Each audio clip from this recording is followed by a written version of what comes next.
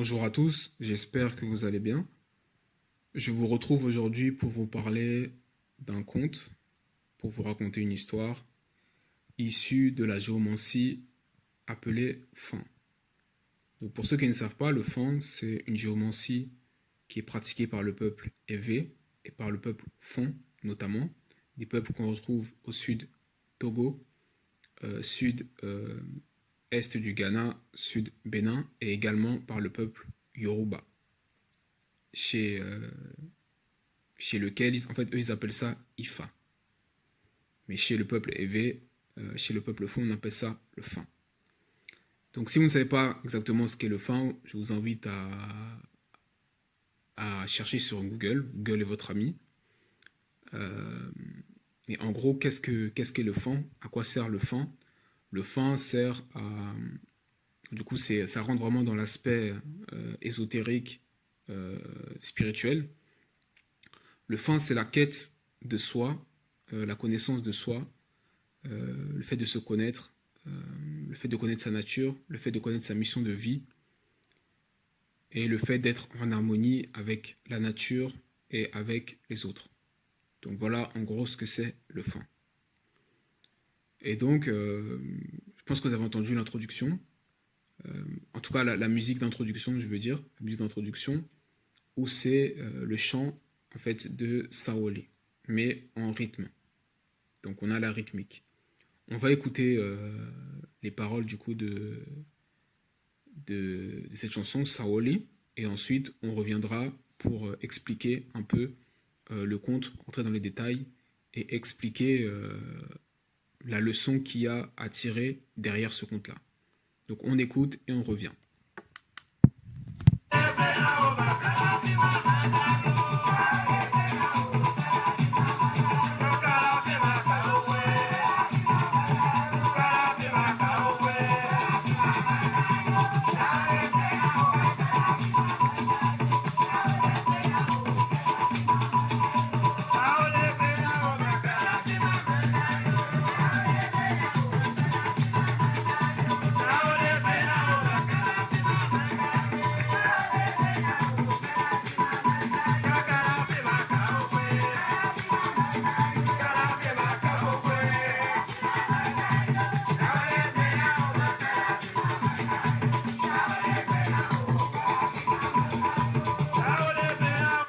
Donc voilà pour la chanson, on reviendra tout à l'heure pour écouter une autre version, toujours rythmique, jouée par la fanfare.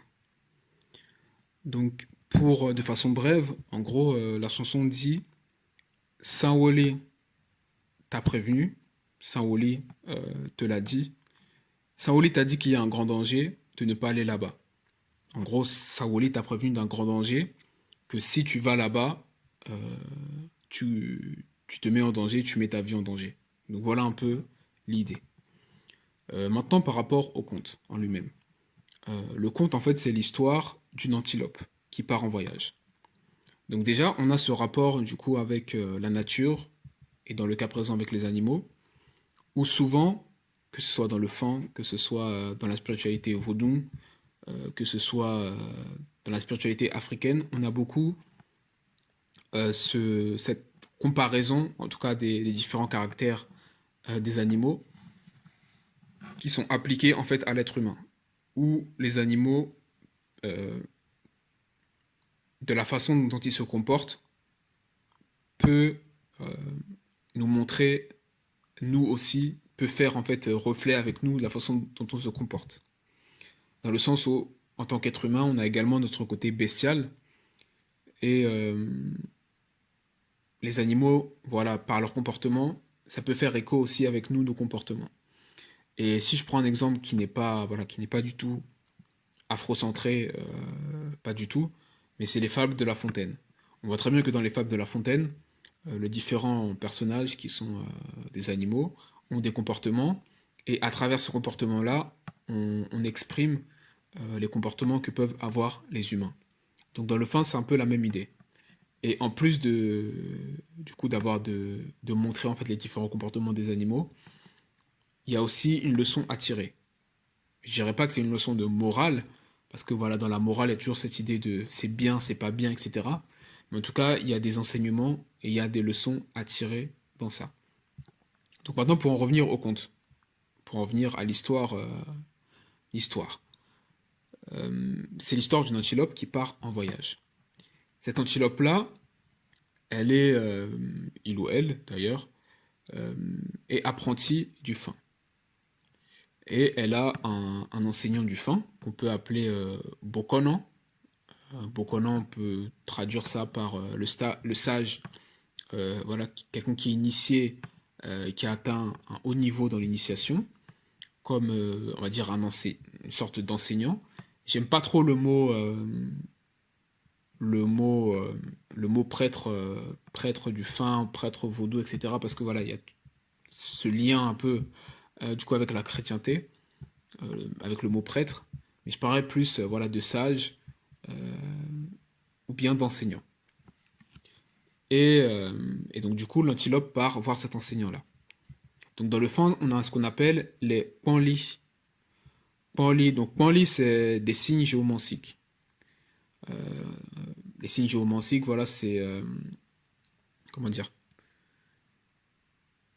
Je sais pas comment expliquer ça, mais en gros, les signes géomantiques définissent des situations de vie, définissent, parce qu'en fait elles ont un sens, elles portent un sens sur la vie des personnes. Donc chaque personne a un signe géomantique. Et comme je le disais, le fin, c'est la quête de soi, la découverte de soi. Donc lorsque, en apprenant, on part à la rencontre en fait d'un enseignant, ce qu'on fait, c'est qu'on lui trouve son signe. Et son signe dit beaucoup de choses sur la personne. Voilà. Donc lorsque l'antilope part voir le sage trouve le signe Sawoli. Bon, je ne rentre pas dans les détails, il y a les signes primaires, qu'on appelle aussi les signes mères, au nombre de 16, je ne dis pas de bêtises, et il y a les signes qu'on peut appeler secondaires. Lorsqu'ils sont combinés, on a une combinaison, on va dire, de 256 signes possibles. 16 fois 16. Mais bon, je ne rentre pas plus dans les détails. Mais on a trouvé le signe Sawoli. Et ne sachant pas ce que Sawoli signifie, l'antilope demande à l'enseignant qu'est-ce que signifie Sawoli. Donc l'enseignant lui dit que Sawoli, la signification de Sawoli, c'est que euh, fais attention parce que tu as des gens qui, euh, qui te veulent du mal et puisque tu pars en voyage, même s'il pleut, même s'il y a des difficultés, même s'il y a du vent, ne t'arrête pas, continue ta route. Donc du coup, fais vraiment attention pendant ton voyage, euh, sois vraiment prudent, prends tes précautions pour ne pas t'arrêter. Et donc du coup, l'enseignant lui conseille de préparer du coup son voyage et notamment de faire griller des arachides et du maïs pour pouvoir partir dans ce voyage. Et du coup, l'antilope dit d'accord, j'ai compris, et fait ce que l'enseignant lui dit. Donc l'antilope prend voilà son maïs, grille ses arachides et attache ça autour de son cou et part en voyage. Donc lorsque l'antilope part en voyage, bah, bien sûr il y a des difficultés. La pluie, comme l'avait prédit le sage, bah, il y a la pluie qui est venue, les difficultés sont venues, etc., etc. Et l'antilope décide de s'arrêter. Voilà, l'antilope décide de s'arrêter, elle fait un peu... elle ne prend pas en compte ce que l'enseignant lui dit. Donc l'antilope voit une grotte et l'antilope s'arrête voilà, pour trouver refuge dans cette grotte. Mais dans cette grotte, elle tombe nez à nez avec un serpent, une hyène et un crocodile. Et ces trois prédateurs-là se réjouissent. Ils se disent ah, voilà une antilope bien en chair, bien fraîche, euh, ça va nous faire un bon repas. Donc ils prévoient déjà de se partager l'antilope. Donc l'antilope commence à comprendre que elle s'est mise dans une situation un peu compliquée, et donc du coup essaye de trouver des moyens de se sortir de cette situation. L'antilope étant quand même assez voilà, intelligente, elle sait qu'elle a son maïs, elle a ses arachides, elle essaie de trouver un plan, de réfléchir à un plan pour pouvoir s'en sortir. Donc qu'est-ce qu'elle dit aux prédateurs? Elle leur dit, ok, je sais, j'ai compris que vous voulez me manger, mais avant de me manger, vous devriez prendre ce maïs et ces arachides-là en tant qu'apéritif. Parce que voilà, si vous prenez ces apéritifs, ça va améliorer le goût de ma nourriture, de ma chair.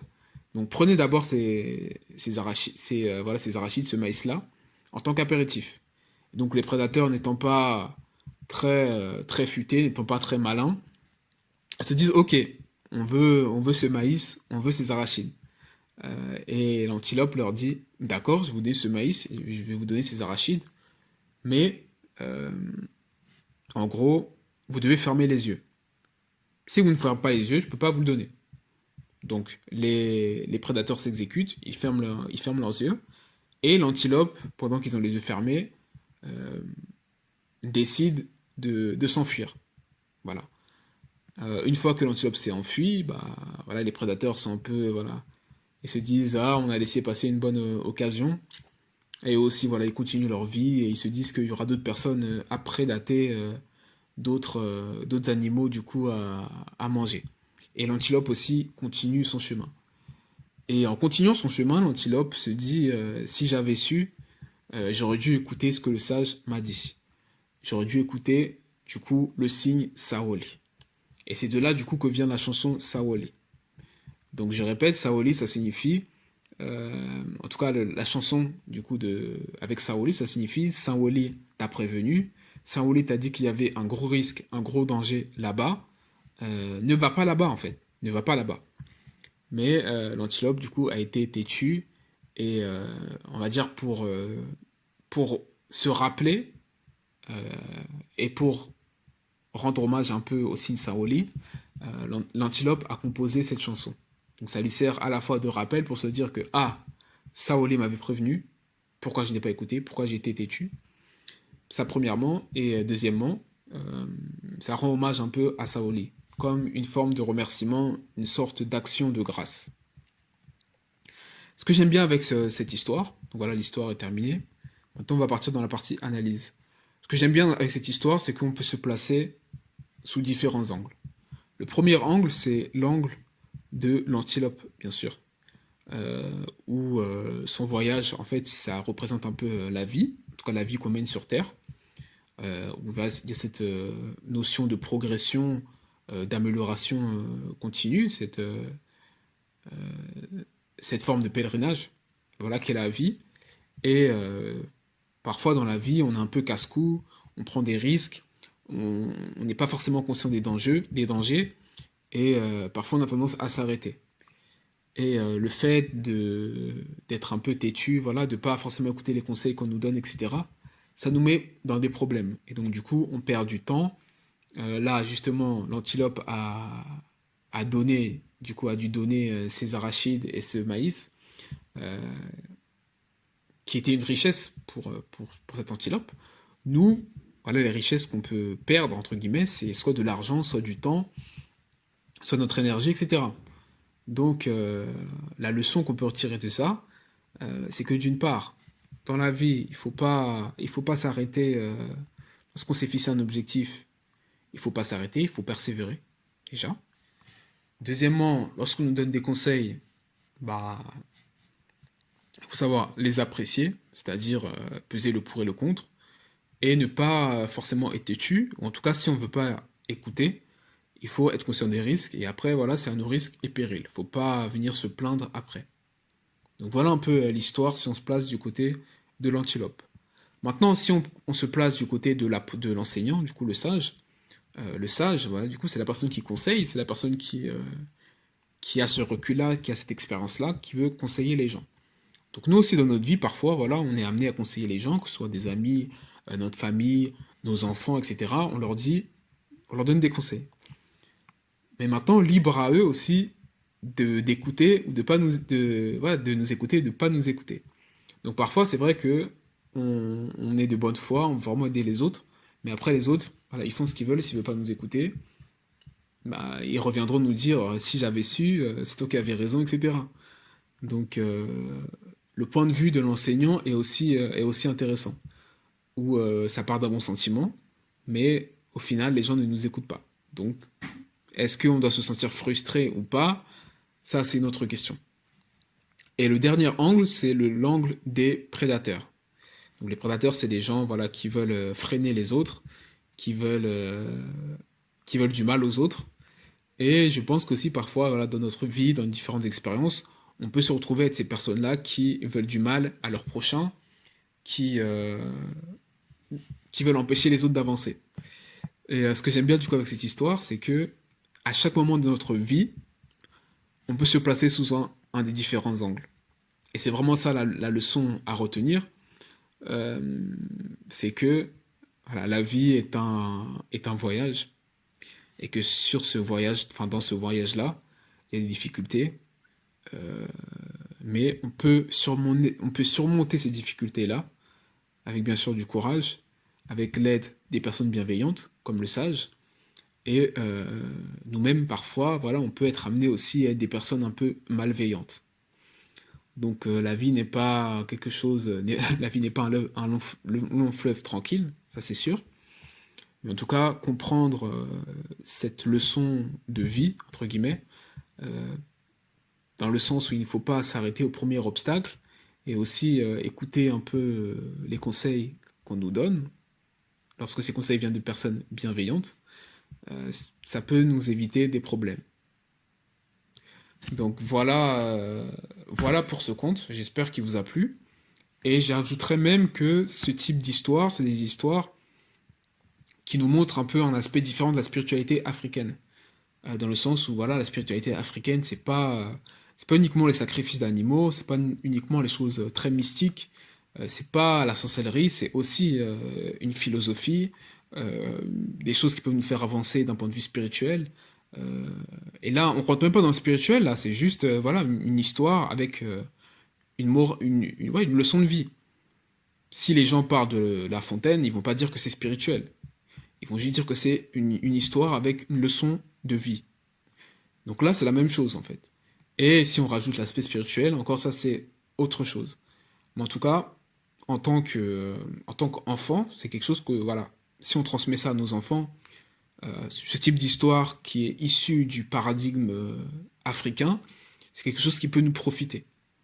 Donc encore une fois, je suis là pour valoriser les choses de chez nous, ce qui provient de chez nous, pour pouvoir le mettre en valeur et changer aussi l'image qu'on a de nous-mêmes. Donc je vous remercie d'avoir écouté mon propos et on va écouter l'extrait de Saoli, La rythmique, joué par la fanfare.